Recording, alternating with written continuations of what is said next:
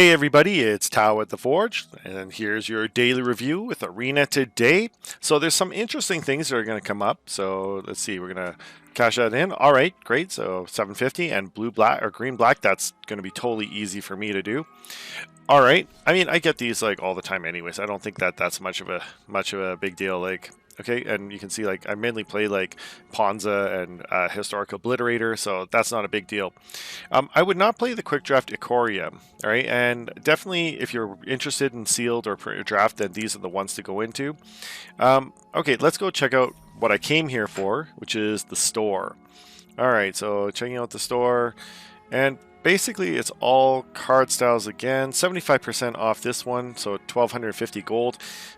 These are never ever worth it. I don't know why like Wizards just doesn't put other things in the store, like, because they're just so terrible. Like, it's just such a waste to spend any of your in-game gold. Like, it's so hard to earn it.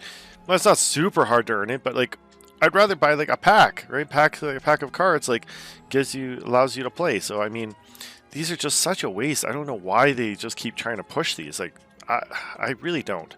You know, it's just kind of disappointing that they can't be more creative in coming up with new things that they could put in there.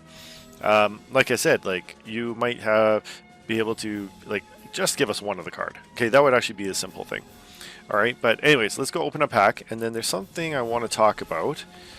Okay, and that is going to be the upcoming ban announcement. All right, okay, well, great, a land. I'll take the rare land. That's always going to be awesome.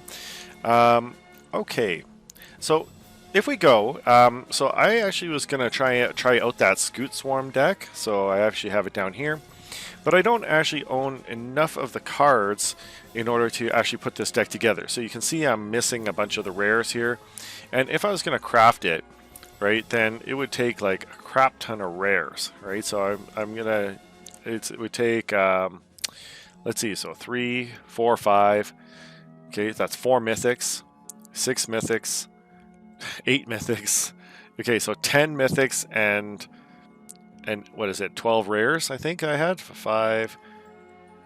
Let me just see here. I totally lost it. Okay, no. I've got 5, so 9 rares. 10 mythics and 9 rares. So even if I cash in all my mythics, I wouldn't have enough. It's possible I could like substitute these Ugins out for something else. You know, but I don't know. Like, here's the thing, is that I've heard rumors, and Wizard has announced that they might do this ban announcement coming up, and the idea is that, you know, like, so some people are saying they're going to ban this deck. I actually don't think that they're going to do that, and the reason why is because Wizards has a history of messing this up, right? And it's just kind of really bad for their bottom line if they do that. So here's the thing, like when Oko came out, they knew Oko was a problem. They're just not going to ban it because he's in the current set, and no one's going to buy the current set if you're banning the best cards out of there. So they're going to keep it in there and be all broken. So some people have been suggesting like just get all these cards, and then, you know, when Wizards bans them, then you're going to get them all back, right? So these wild cards, like, you'll get back. I don't think that they're actually going to do that. If anything, they might ban Uro, because Uro's from so many sets ago, and basically Theros has been sold out. Like, they've sold pretty much as much Theros as they're going to sell, you know, and so like if they ban this, it's not a big deal, and if people's value tanks, and oh well, not a big deal, right? But to ban like Scoot Swarm and Lotus Cobra, like, I think that they are going, like, I think that would be just too hard on them. It's like basically two of the rares, you know, and especially chase rares in this set to ban. I think it'd be too much for them. You know, they're definitely not going to ban the Planeswalkers, all right? And then let's see, Ashaya, Soul of the Wild, like, okay, maybe, but this isn't really the problem, right? Like, the problem is that they're basically allowing people to get too much mana. I think the card that they might ban is Cultivate, right? Cultivate and like Migration Path, like these things that are helping people to just search their card for their lands, that's actually more likely, and I think it would actually solve the problem if you just made it less easy, like, or I guess less easy, more difficult for people to actually be able to find lands, right? To just dig them out of their library. It would actually make these decks a lot more difficult. It would slow standard down a lot. Okay, one of the things that people also forget is that every time I play one of these cards, not only am I getting 2 lands, so I get 2 lands from this and 2 lands from this, right? But what I'm also doing is I'm thinning my library, so I'm more likely to draw like action cards when I need them, right? So it's kind of a huge benefit that you weaponize your lands through like, you know, Scute Swarm or Lotus Cobra or one of these other things, right? But on the other hand, then also like you have more lands to more mana to play with than your opponent, but also you're drawing more action because there's just fewer lands to draw in your deck. And so overall, like these cards actually really break the format, right? Like these are actually the problems. So I suspect, you know, if they were going to ban anything, they would ban these cards, and it would just slow these decks down. Okay, one thing they also might do, and I have not heard this, but one way to fix this would be to change the rule for landfall, right? And so instead of saying whenever a land enters the battlefield under your control, right, they might nerf it, or I guess like just change it and say the first time in each turn, right, a land enters the battlefield under your control. Right, and that would prevent people from necessarily getting like a crap ton of lands, like, you know, dropping like 3-4 lands in one turn, right? So like, because sometimes people, if you got a Lotus Cobra, you could grab a land, you know, play like a fabled passage, you know, get like a free mana from that, you know, then tap something else, play Cultivate, put a land down, get another mana, then play Ugin and play another land, get another mana, and so you wouldn't be able to chain all this mana down, right? So I suspect they're going to do something like that. You know, I don't like. If anything, they'll ban Uro, mainly because they are. Like, I think the real solution is to ban Scute Swarm and Lotus Cobra, but the problem is Wizard has a history of messing up with that.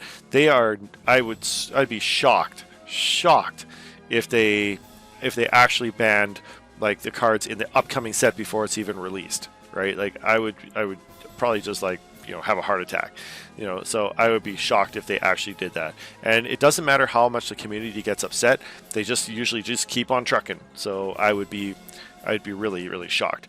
All right, now the other thing that they are saying is there's that the crab. Okay, that so some people are suggesting that Ruin Crab might get banned. Now, being a big, like, Mill is my favorite archetype. I really hope they do not ban this, but really, this cannot be the, like, what's really breaking standard and making things super unfun. Okay, Ruin Crab, really? Okay, like, milling 3 cards from your opponent. Like, what a lot of people forget is that mill doesn't actually affect your playability, and that's why, like, it's such a difficult strategy to play, because it's not the same as discard. When I discard you, then basically you have one less card to play in your hand. But when I mill you, it's not like you ever had those cards to play in anyway. It doesn't actually change your card advantage at all. It just puts cards in your graveyard. And mill is also really susceptible to many other strategies, especially in sideboarding. So for instance, in my own mill deck, in paper, I have one Eldrazi Titan. I think it's a Ulamog, whichever is the cheapest one. That I have basically in my sideboard in case I play a mirror match. And if I have a mirror match, then I just throw that in, and it makes it super difficult for them to mill me. All right, now I did actually face mill with my Historic Obliterator deck. Right, if you take a look, one of the things I have in my Obliterator deck is a 2 of Gaia's Blessing. And the reason why is because this Obliterator deck, typically mill doesn't play any creatures, right? And so I found that it was really difficult to play against mill decks, so I just throw in 2 of these. Right, so 2 of these, and if it goes into your graveyard from your library, you shuffle your graveyard into your library. So it's very difficult to mill. And without cards like Surgical Extraction, it's like super hard to for them to get around this card. Now, if I happen to draw Gaia's Blessing, I immediately cast it, right? And then I cast it and put it, and if I draw a second one, then I just if one's already in the graveyard, the card I put back into the graveyard, I just make sure I put that card back into my hand. Right, or back into, I target the other Gaia's Cradle and put it back into the library, right? So there's always at least one in the library. So it's very difficult for mill to ever mill you out if you got a pair of these. Now, it just so happens this is my colors, and actually it works really well in this deck because it actually, if I do get it, I can just pay 2 mana and cycle it, draw a card. Now, people ruin my stuff, I can bring it back. It's not a big deal. But this card has saved me so many times. So I can't see Wizards actually saying, if they say mill is the real problem, come on, really? Mill's the problem? Okay, The problem is that they keep making all these like broken decks with ridiculous combos that are like so hard to deal with. All right, just like the same thing with Lucky Clover, right? Or Fae of Wishes with Lucky Clover and stuff like that. Like, you know, those things are way more broken than Mill. So, anyways, I suspect that you're going to see cards like Cultivate, Migration Path, and stuff like that go away, or they might nerf the landfall ability and say only the first time each turn when a land enters the battlefield. So if you just slam down a whole bunch of lands, you're not going to get those landfall triggers, right? That would actually fix the problem as well. So anyways, that's it for today. Let me know what you think. Do you think you agree with me? Do you think what do you think they're going to do? It'll be interesting to see on Monday. Anyways, that's it for now. Thanks for watching. See you next video.